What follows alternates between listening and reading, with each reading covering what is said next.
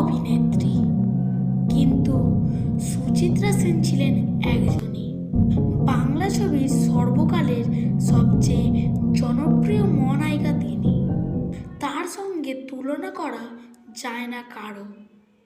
তার চাহনিতে আজও বাঙালির বুক ধুকপুক করে, হাসিতে আজও মজে সকলে। তার ব্যক্তিত্ব আজও অমলিন, অন্তরাল থেকে চির অন্তরালে চলে গেলেও তাকে বাঙালি আজও ভোলেনি। তিনি মহানায়িকা সুচিত্রা সেন।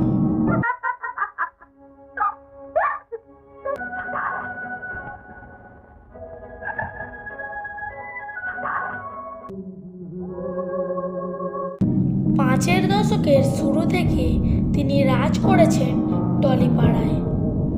না শুধু টলিপাড়ায় নয়, তার দীপ্তি বহু যুগ আগেই লাইট, সাউন্ড, ক্যামেরা, অ্যাকশনের গণ্ডি পেরিয়েছে। সুচিত্রা সেন শুধু মহানায়িকা নন, অপার ব্যক্তিত্বের অধিকারী।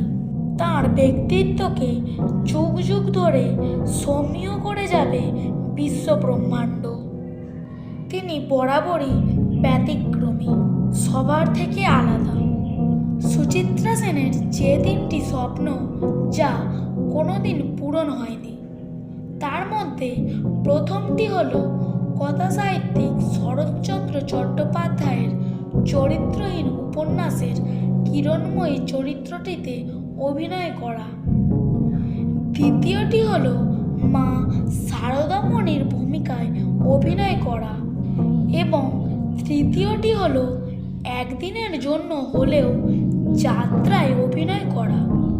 ভিডিওটি ভালো লাগলে লাইক করবেন এবং সাবস্ক্রাইব করে আমাদের পাশে থাকবেন। ধন্যবাদ।